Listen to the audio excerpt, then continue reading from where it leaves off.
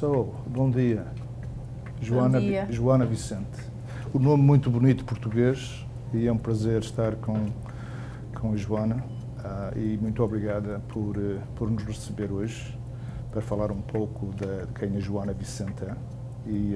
Porque todos nós ouvimos o nome, mas a comunidade portuguesa cá nem por isso conhece muito bem. E é sempre bom conhecer. Nós vamos falar em inglês, vamos fazer a entrevista em inglês, mas eu queria dizer umas palavras em português para começar, que era para que as pessoas ficassem a compreender que, mesmo que vamos falar em inglês, a Joana também fala português. Sim, claro. O prazer é meu de estar aqui. A Joana Vicente é Executive Director and the co-head of Tiff. A very busy woman right now, and one of the things I noticed when I came in was that we're going to be being in front of one of your films, which is quite interesting. You've been involved in film for a long time, obviously. What does an executive director at TIFF do?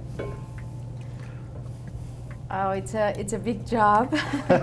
it's a big organization, and you really oversee just the business of the organization. And I work closely with my co-head, Cameron Bailey, who's the artistic director. So we both set the vision for the organization, and then make sure that it's implemented and that we run a sustainable, vibrant organization. That's fantastic. This place is celebrating 44 years, I believe.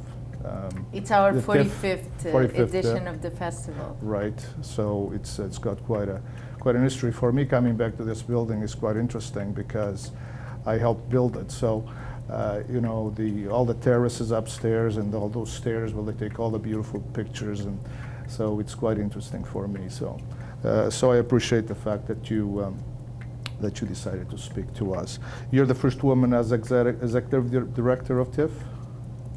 Yes, so before I came in, Piers Handling was the CEO, Yes. and Michelle Mayu was the executive director, but then they restructured to, instead of just having one person at the top, to share the duties. So Cameron and I both serve as, CEOs.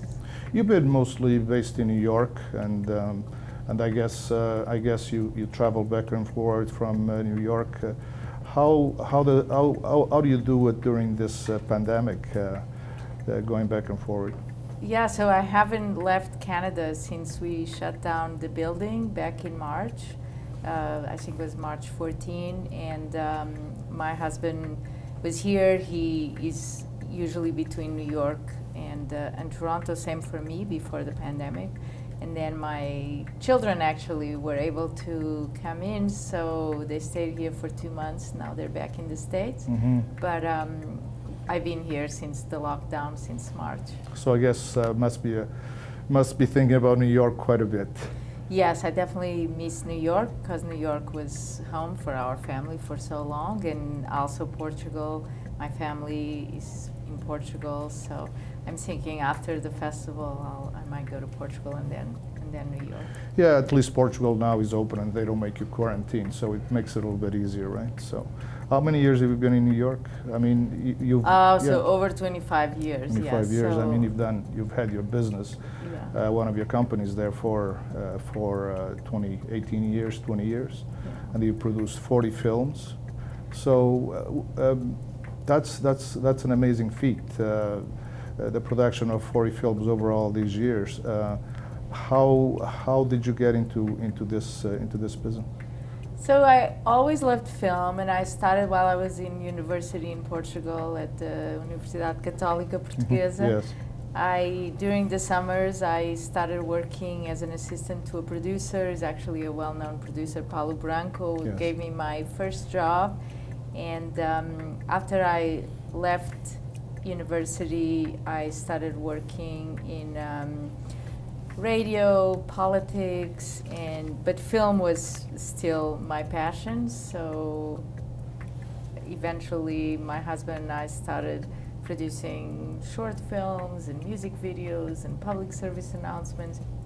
And then we produced our first feature, so it was kind of organic how we started building our career. And have you decided to leave the production of films and concentrate on being an executive director of such organizations as Tiff, or are you still going to be producing and making films?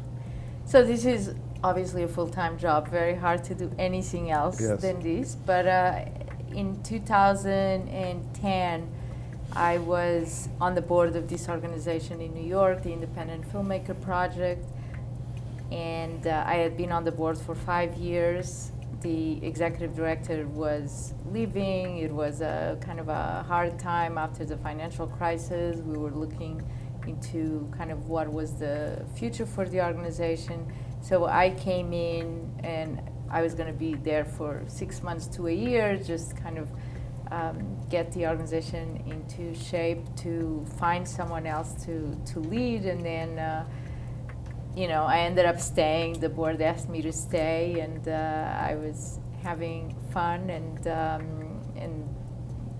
that's fantastic. So that was, and I still produced a couple of films, or was an executive producer on, for instance, Nadine Labaki's film Capernaum, which was nominated for an Academy Award and a Golden Globe in just last year. So, and the film was actually at Tiff at the time that I was nominated for the position. So, but it's a full-time job, so it's hard to be involved in it. Well, you certainly have the experience to do this job. I mean, what makes a good producer of films?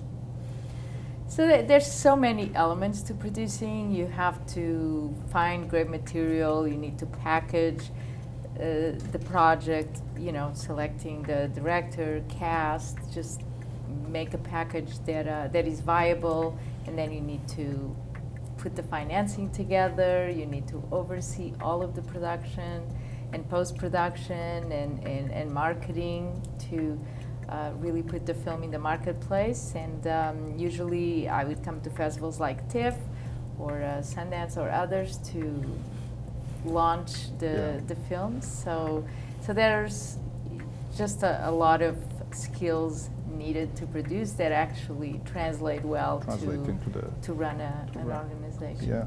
Was your father an architect? Yes, so my dad was an architect. Actually, my father, my mother, my brother, his wife, I'm from a family of architects. I was the only one not following in the footsteps. Well, you are an architect in the visual sense.